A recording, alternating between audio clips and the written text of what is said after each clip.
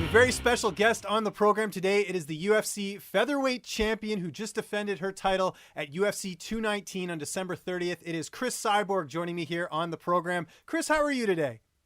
I'm great. Thank you for the opportunity. I'm really here show.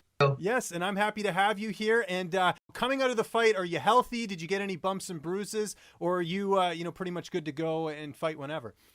I'm good to go. I was having just my hand hurts a little bit from the punches, but this I just already before my fight I already feel a little bit because we work a lot of strike work, and I'm ready to go after the fight. I said, man, I can fight Megan Anderson in Australia. I have easy cut. I was feel healthy and no injury and amazing performance with 5 rounds with Holly. I think in my game growing up more and more, and fight her.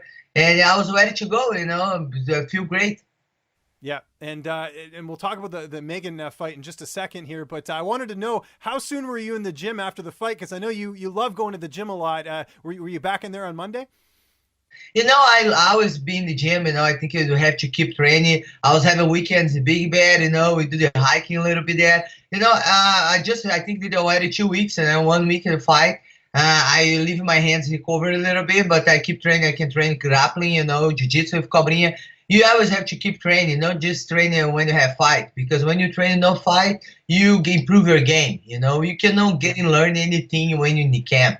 And it's always important to keep training. How do you go about not overtraining? Because you mentioned how much you love being in the gym, but sometimes that you're more susceptible for injuries. How do you go about not overtraining? Overtraining, my coach say, Cris, you need to go home, go sleep, right. Go watch a movie, do something you like to do, chilling, and then you have to tell me, I always like this, because I keep going. Your body hurts, doesn't matter, let's go. Your ankle hurts because you run so much, doesn't matter, keep going. It's something I'm learning. Sometimes I think about, man, I'm just not 19 years old anymore, I was 32. But I was thinking still have 19. I'm training. When I start training, I keep training forever. I start training the sport. I was 12 years old, and then I was freak for training and training all day. But my team tell me go home, Cris. It's rest, is training too.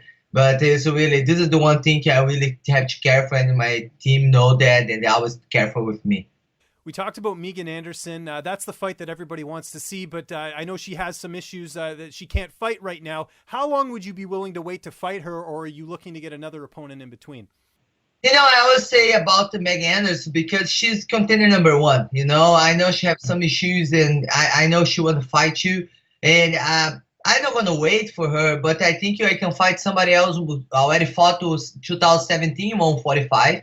I think it's the right thing. If you want your division growing, you need to fight for girls 145. I don't think change or growing in my career just beat girls 135. I receive a lot of messages say, you beat just a girl 135. I'm the champion 145. I cannot be my title.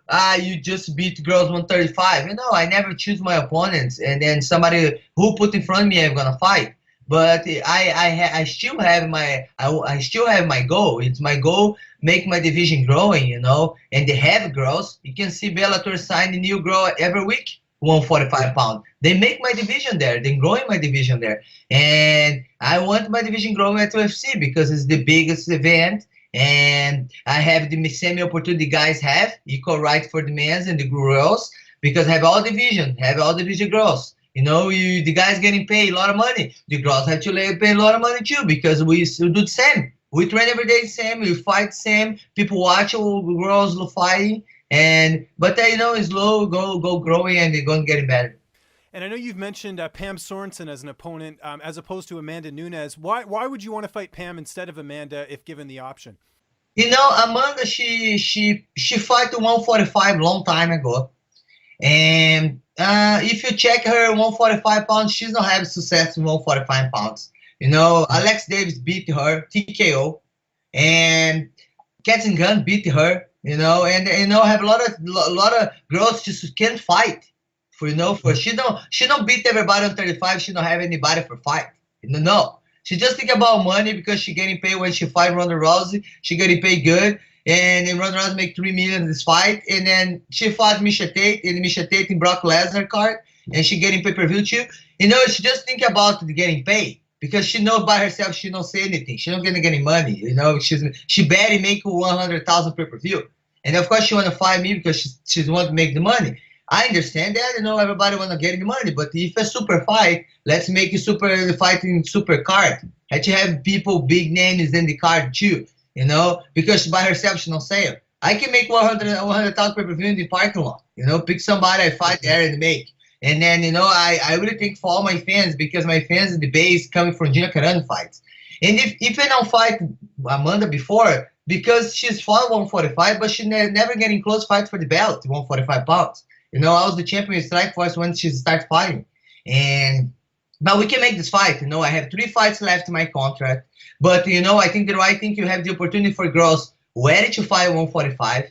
Doesn't matter. I think the girls on the line to fight 145, and you can make super fights for the fans. Yeah, we can do. But let's talk super event. Let's make a fight, super event, super money. We have to be like this.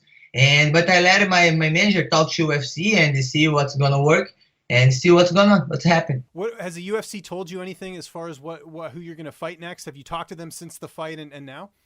I have a good relationship with Hunter. I signed my contract with, I work with him, and he knows my goal. My goal, I want to do women's MMA growing 145 pounds, and I think we deserve that. I think the first fight ever, the women's MMA, I was fight Gina Carano 145 pounds, and we deserve to continue this division after I retire. I think the girls deserve that. And he knows this. He knows my goal. And I say, no problem. I can fight Amanda. It's a big card. I can fight any problem. But I want the opportunity 145 pounder to fight me. Right. Let's see. Yeah, I understand. I wanted to ask you something a bit different. Does pro wrestling interest you at all? Because we've seen a few fighters head over and try their hand at the WWE.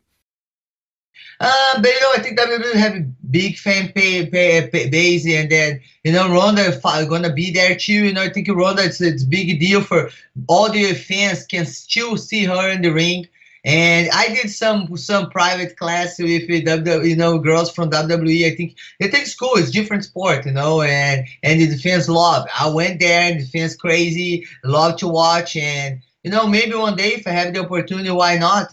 But you have to be good. You don't just go over there. You have to be good. Has the WWE contacted you about potentially fighting Ronda Rousey in WWE? Because I know that's a matchup they tried to make in the UFC.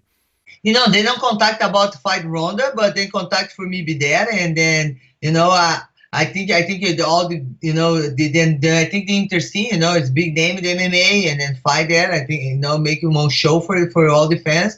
It'll be amazing. Ronda one day she's still the champion of UFC, and they should show up there. And maybe this guy's gonna see Cyborg and WWE do something else. Yeah, and I know last year you went in on Twitter with Becky Lynch on Twitter. You guys were going back and forth. What are your thoughts on her? It's a game. It's a game, man. And we talked there, and then she's superstar there and superstar in MMA, and maybe we can do one super fight. Yes, there you go. Just last thing on the wrestling. Is there any wrestlers you like watching in the WWE? Do you watch the sport at all? Becky have the red hair though. I told her when you fight, who lose have to change the color of the hair. Yes, that's a good idea. I like that. My last question for you here. I know you're busy training all the time. Do you get a chance to watch any TV, any Netflix, anything like that? And if so, what are you watching? I'm watching now Invicta because you can see Netflix and Invicta. But I watch all series. I watch Surviving, I watch Narcos, I watch all the documentaries about the doping too. I watch Netflix all the time. When I don't train, I watch Netflix. But now I watch all the fights, Invicta fights, because I support all the girls, and I back my career there. Then give it the opportunity for me when I get my belt to 145 there, and that's it. What did you think of Felicia Spencer? She's a 45er who fought in Invicta last week. What were your thoughts on her performance? The black belt, jiu-jitsu. Yes, yeah, the one out of Florida, yeah.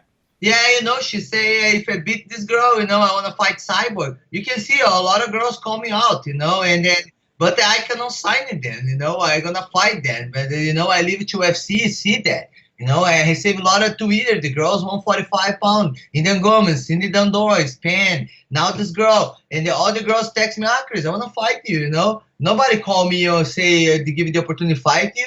And let's see, this has to change. Yeah, no, I agree. Well, Cris, I want to thank you so much for the time today. Just remind people where they can find you on social media. And if you have any sponsors that you'd like to thank, the floor is yours. You know, I want to say thank you for all my fans. Thank you for Mitsubishi sponsor Abbas. Thank you for supporting me.